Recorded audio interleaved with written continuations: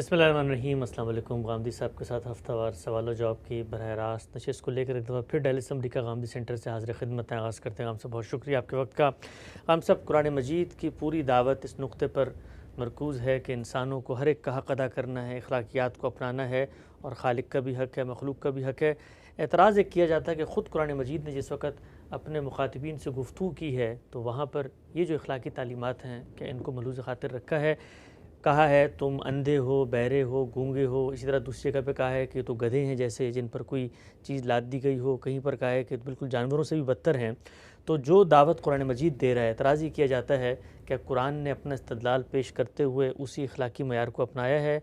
लोगों पर उन पर तंज़ करना या मिसाल के तौर पे किसी तरह से ये तज़हीक का पहलू कि भाई ये तो जानवर हैं या उनसे भी बदतर हैं, ये तो जब दीन हमसे गवारा नहीं करता तो फिर अल्लाह ताला ने इस लब व लहजे में गुफ्तगू क्यों की है? हम जब किसी को दावत देते हैं तो हम इंसान बराबर की सतह पर खड़े होकर दावत दे रहे होते हैं। हमारे दरमियान और हमारे मुखातिब के दरमियान असली रिश्ता क्या है? हम भी अल्लाह की मखलूक हैं, वो भी अल्लाह की मखलूक है। हम भी आदम व हव्वा की औलाद हैं, वो भी आदम व हव्वा की औलाद है।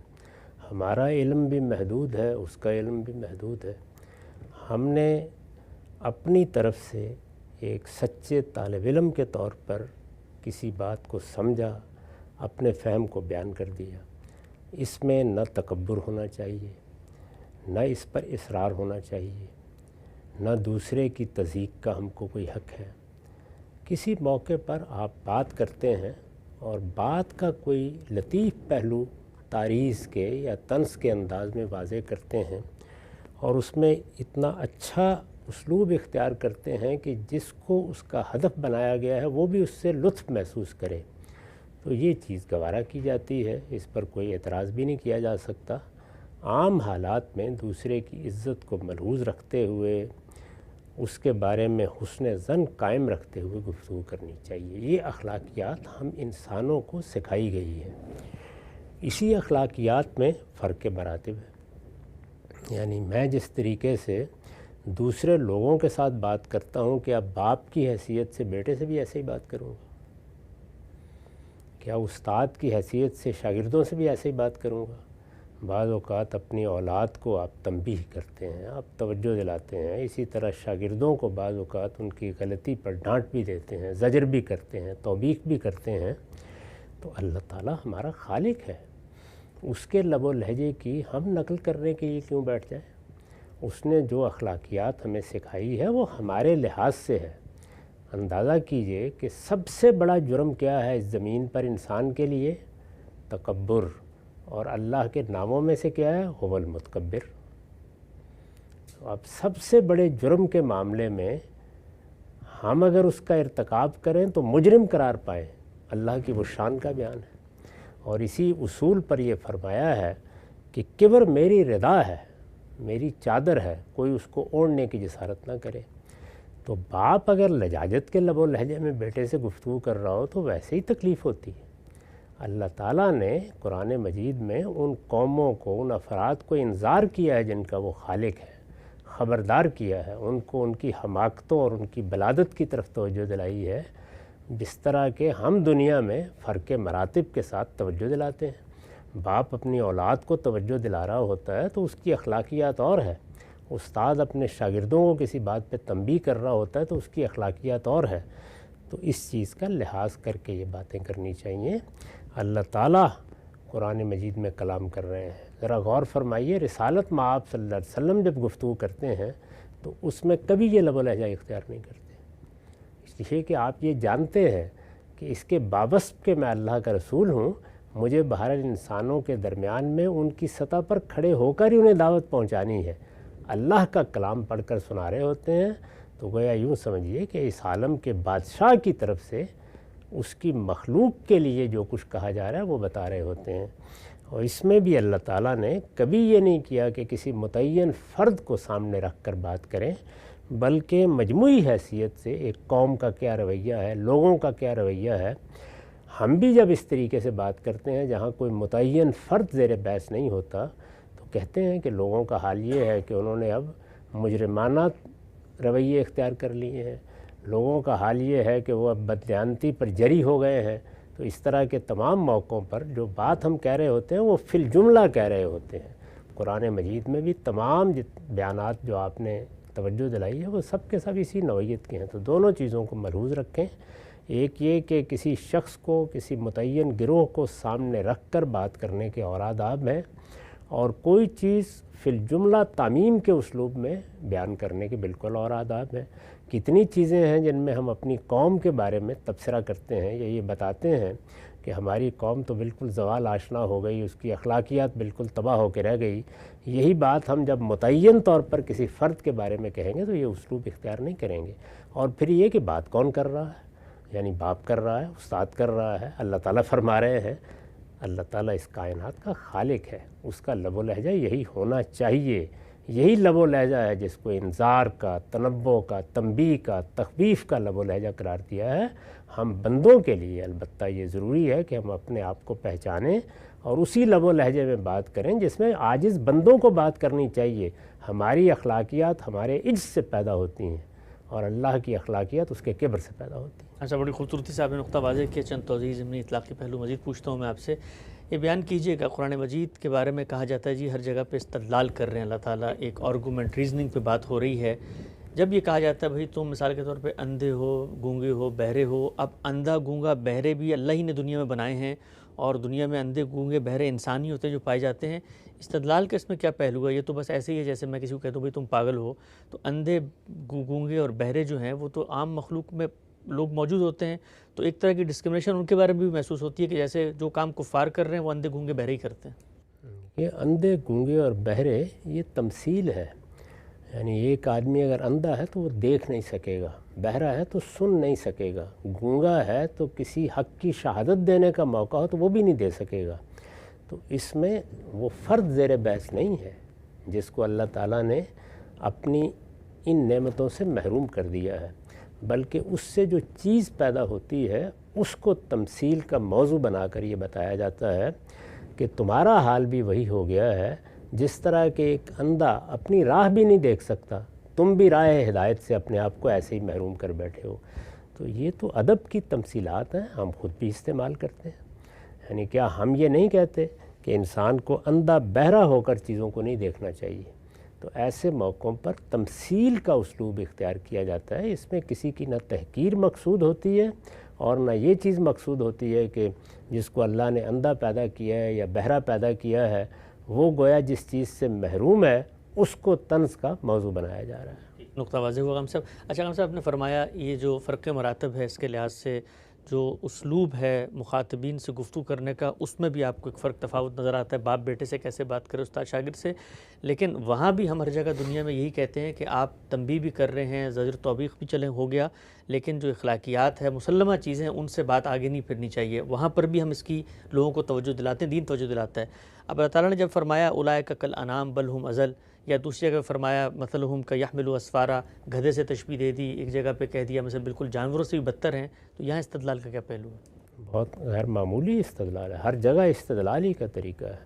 یعنی جس وقت ہم اپنی اولاد کو توجہ دلا رہے ہوتے ہیں تو اس موقع پر اگر باپ مثال کے طور پر بیٹے سے کہتا ہے کہ تم نے یہ کارنامہ کیا، تم نے جا کر یہ سودا کر لیا، تم نے لاکھوں روپے ضائع کر دیے کہ اندھے تھے، تو اس موقع کے اوپر یہ اندھے اس طرح نہیں کہا گیا جس طریقے سے کبھی گالی دینے کے لیے کسی کو اندھا کہا جاتا ہے۔ قرآن مجید کے ان مقامات کو اس بے ذوقی سے نہیں اٹھانا چاہیے، ان جگہوں پر جائیے جہاں یہ زیر بحث ہے۔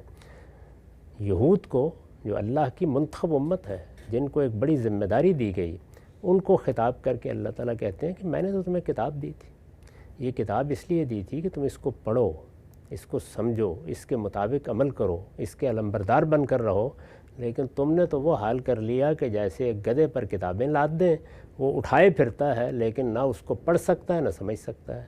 تو یہ خوبصورت تمثیلات ہیں جن میں ایک بات سمجھائی جا رہی ہے، یہ سب ہم اپنے ہاں ادب میں استعمال کرتے ہیں۔ کوئی شخص جو اچھا ادیب ہے اس کی کوئی چیز اٹھا لیں اور پڑھیں اس کو، اس میں یہ ساری تمثیلات اسی طرح بیان ہوں گی۔ یہ تو سمجھ میں نہیں آتا کہ کیا ذوق ہے لوگوں کا کہ وہ اس طرح کی چیزوں کو اٹھا کر ان میں یہ سوالات پیدا کر دیتے ہیں۔ توازی وغم سے گفتگو کو آگے بڑھاتے ہیں۔ آپ نے بھی ایک بات فرمائی کہ رسالت مآب صلی اللہ علیہ وسلم انسان کی جگہ پر کھڑے ہوئے ہیں، وہ جب گفتگو کر رہے ہیں باقی لوگوں سے تو وہاں پر یہ چیز نہیں ہے، خالق کے یہاں یہ نظر آتی ہے۔ بعض موجودہ ज़माने के लोग जो बड़ी एग्रेसिव डिबेट करते हैं, बड़ी सख्त तंद तेज़ नोकीले जुमले होते हैं और बड़ी जिसको आप कहते हैं काटदार किस्म की बातें होती हैं, वो भी इस्तिदलाल कहते हैं कि आसार और रिवायत में तो खुद रसूलुल्लाह का उसवा भी आया है कि आप ऐसे गुफ्तगू करते थे जैसे किसी लश्कर का सरबरा अपनी जो है वो फ़ौज और अपने एक सिपह सालार जैसे एक तुंदो गुफ्तगू कर रहा होता है। तो खुद रसात माब्स की भी निस्बत से बाज़ लोग इस्तिदलाल पैदा करते हैं और कहते हैं कि जो एग्रेसिव डिबेट है, जो सख्त किस्म की गुफ्तगू है, आगे बढ़ के जारहाना अंदाज़ है, इसकी भी दलील हमें पैगम्बर से मिलती है। पर क्या तबसरा किया जा सकता है, मारूं घुटना फूटे आँख। यानी जो हदीस में बात बयान हुई है वो तो ये है कि रिसालत महब सल्लल्लाहु अलैहि वसल्लम जब लोगों को ख़बरदार कर रहे होते थे तो ऐसा ही होता था जैसे कि किसी लश्कर को उसके दुश्मन से ख़बरदार किया जाता है। इसमें इस लब व लहजे की क्या दलील है?